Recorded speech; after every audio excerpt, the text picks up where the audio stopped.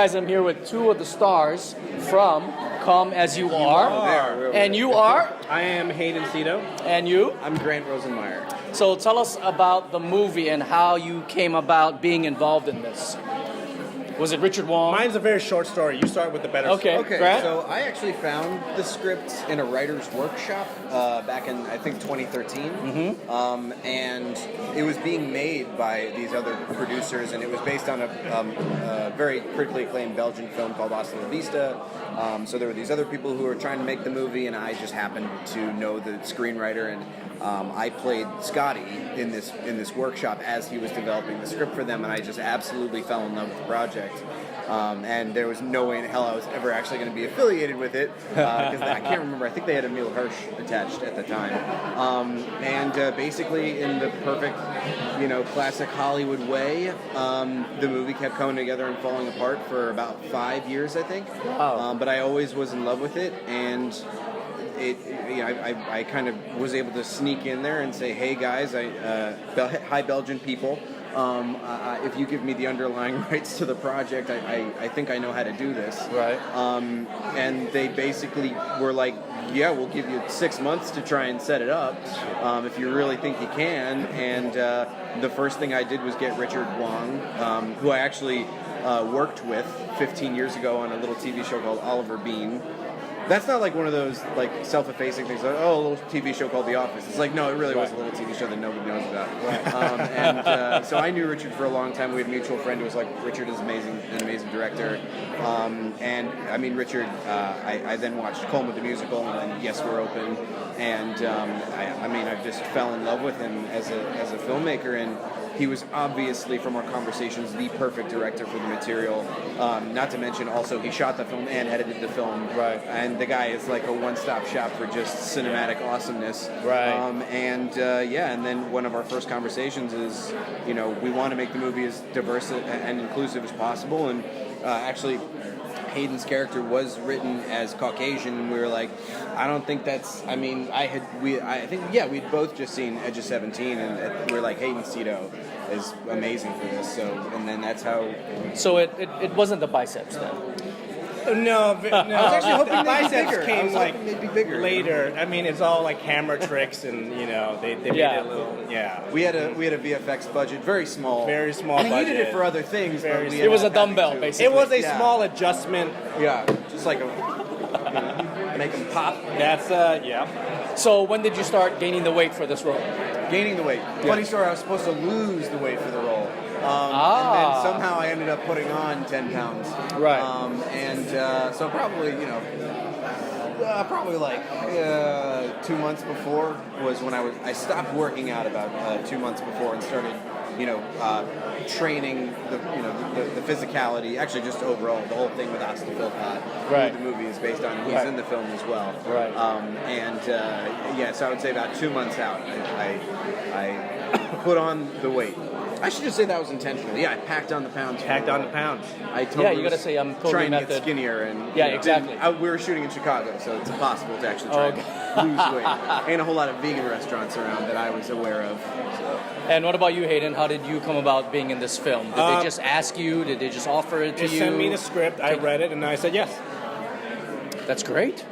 That's a very that's what happened. simple. It was immediate, and my agent, he never oversells me anything. Right. He's like, all right, so this guy just called. His name's Grant Rosenmeyer. Never heard of him. Never heard of him. Don't know who he is. Pretty much, actually. I have no idea how he even found us. He's got a great headshot on IMDb. Shout out IMDb. With the car, right? With the car. Yes. Oh gosh, yep. It's the only. Speaking of biceps, it's the only one where my arms look. If something's walk around like this. exactly, like my agent he picks his words very carefully, and when something is good, he'll say above average. When something is great, he'll be like almost good. Okay. He said Not bad. not bad. He'll never say something is amazing. Yeah. He'll never oversell me anything. But for this one, he says it was above average and pretty damn good at the same time. I'm Wow. like, okay, all right. And I read it. I'm like, I agree. I've never read a script so quickly in my life. Once I got to the end of it, immediately I sent an email back to my agent like, yes, definitely in. Great. We couldn't believe it because he was like the only guy that we reached out to for the role. It was like, it was pretty crazy. So he was first choice, and he said yes. First and only choice for the role, yeah, pretty much. Yeah. Did he demand an Airstream trailer or something like that? His agent did. I did. You know who else got an Airstream trailer? Nobody. Gabourey Sidibe is an Academy Award nominee, and this son of a bitch. What is she? How was it working with her? Gotta try. Oh man, she's the best. She was great. Amazing. And She just, was like, great. Yeah, Amazing. Yeah, she's so fun and so funny and just so cool. You know, you'd think we actually went out of our way to not offer her the role for a long time, Right. Because we just didn't think we could get her. You know, Yeah, we didn't right. think that she would be interested. And then they have the same agent, and I that's just cool. said to her, to the agent, I said like, this is a shot in the dark, and we don't expect anything, but what are the odds that she'll read it, that Gabby will read it? And the agent said, yeah, it couldn't hurt to ask, and then a couple weeks later it was a yes, and that was, and literally it took getting the entire cast, this unbelievable cast of him and Ravi Patel and Gabourey to, get any money people or financiers to go, yeah, we'll make this movie. But yeah, it was like, it was just unbelievable that we got anybody to say yes. But it really is a testament to Eric Lindworth's script and how wonderful it is that actors just want to show up for this thing. Yeah, and so your supporting cast was great. Oh, yeah. I had no idea it was Janine Garofalo until, I'm like, oh, it is her. Yeah. I was like, Yeah, she looks exactly like, I mean, that I'm was like, and it another was part her. of, And like, I'm let's just ask her if she'll do it and see what she says. yeah. And she said yes. And also, just like Gabby, like one of the coolest people ever. No ego, just showed up to work and have a great time. And my man C.S. Lee. I know. When he told me about Moskva? when he told me about C.S. Lee, I flipped my table. I was like, yes, that's amazing. I love that guy. I steal so much from him from Dexter. Growing up. He's a funny guy, so it was So good to funny. And I like in the And he didn't script do that it funny. was his Yeah, exactly. his decision to be like no, Yeah. no, Yes. I'm not going. Instead of the mother saying no. Yes. Yeah, it's the mothers that said no. They need to go and do this. Absolutely. I love that. Absolutely. Was that on purpose or was that? I mean, that was really all him, I think, and I wasn't really privy to the conversations that he was having with Rich, but I whatever it was, I thought it worked great. Yeah, because he's just the mom, right? Yeah. And so You mean on a script level? yeah, on the script level. Yeah. No, it was always written that way, sorry. Oh, Yeah. got it. Yeah. Got it. Because it's usually, in I had to remember. stereotypical Asian family. Usually, it's the moms. It's the mother and the dad's like, Dad's like, yeah, listen to your mother. yeah, exactly. It's 2019, and the women gotta speak, It is 2019. There you go. So what's next for each of you? I gotta go. Yeah, what's next? What's next? Well, we got to keep promoting this. Yeah, You got know, a long road with this one. long road with this one. I have a movie coming out in July called Summer Night. When's Tiger Tail coming? Tiger Tail's coming out, I think, later this year. And I'm working on a film with Blumhouse later this year that I can't talk about. Okay. But I can't NDA. say it's with them. But it's a undisclosed project. That's awesome. And that's that for now. For me, that's what's on the. I have a horror horizon. film coming out. What's it called? I think the name is changing. It was called IRL. I don't know what it is now. And do you get killed in it? I can't say. Ah, got Can't it. say. Got to It tune might in. be a major spoiler. I may be the villain. I may be the hero. I can't say. I didn't sign an Don't NDA. say I it. just can't do it. Just don't do it. The more you say you can't say something, it makes you sound So much way more more interesting and important. Are you in a Marvel movie? I can't say. I can't say. That's right. Possibly. Are you producing that one as well? The Marvel movie. Yes. Possibly. I can't say. Is Hayden in it? I can't say. Can't say. Possibly. Possibly. All right. So, is there any advice you have for artists of color out there? Artists of color. Yeah. I would give artists of color the same advice I would give any artist. I mean, just do the work, stay in class, keep learning.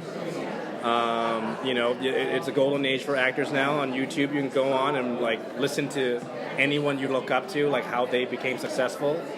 and figure out your own path. Like there's so much access nowadays that I wish I had when I was a young struggling actor. I wish I had Netflix. What do you mean when you were young? Wait, okay, Netflix was still renting out. He's discs. 47. I don't. I'm 47. Yeah, Yeah, just They, looks they were. amazing. I mean, they were renting out. They were still renting out movies by disc on Netflix. When I was like a teen. 19. That wasn't even a thing. But nowadays, everything's like within your grasp. Right. To learn and everything. Everything's accessible. Yeah, exactly. And now I think for Asian American actors or actors of color, you have no excuse now to not do the work. Because I think for a while, the complaints were legitimate. Right. We weren't seeing any results. We weren't seeing any evidence. Exactly. And Asian Americans are people of results. Yes. We need to see evidence. Yes. We're people of facts. Yes. But now we have the facts. Yes. There are Asian Americans working. There are Asian American stars. Asian American movies. Mm-hmm. No more excuse. Just the work now. Focus on the work and do the work. That's it. I'm going to take that advice. I'm going to class now. Excuse me. How about you, Grant? Any advice? As a young man in the biz? I mean, I would just say that, if you're an aspiring anything, if there's something that you want to do, if there's a dream that you have, don't let anybody tell you that you can't do it, because you totally can. Yeah. I found a role that I loved in a script that I loved, and I had no idea how to make a movie from the ground up. Yeah. Right. But I knew people who did, and I asked, and I learned as much as I possibly could, and I wasn't afraid to ask for help. Yeah. And I think that's another thing. Don't be afraid to ask for help. Yeah. But also be prepared to, hey, I gotta can't follow that. I mean, do You the gotta, work. you gotta, you gotta be a Gotta do the sponge. work. You gotta learn to be a good student. And when you go to class, it's not just learning about being a good actor, writer, whatever. It's like learning to learn. I think that's the most important skill, because once you get on set, you gotta know how to learn quick. Yes. Yes. And a lot of people rely on you to get it on the first 3 takes maximum. So you gotta be so good in this industry. So They give you 3 takes? right? Unbelievable. I mean, This if you is get a one meet- take grant If you right get 1 take grant That's all I here. get. But also, what I also recommend is find a hobby where it's something that's totally unrelated to what you do, something that you suck at, and it's going to take you a long time to master. Because it's important. Because I do believe that human beings are people of struggle, and it's important that we all know how to persevere in moments of struggle. So having a hobby that's difficult, that is fun for you to figure out, will definitely be hand in hand with you and your career. You're talking about Mortal Kombat, right? Mortal Kombat, being very good at Mortal Kombat, getting all the fatalities down. Street Fighter. Gotta fireball. It's not uppercut. Gotta separate the two. He's But also a great boxer. also, well, Hey, that was in the movie too. Yeah, Wow. It was originally something a else. basketball player, which I also play, but boxing also works. But yeah, That worked really well, actually. Yeah, find a good hobby that is difficult for you to overcome constantly. Yes.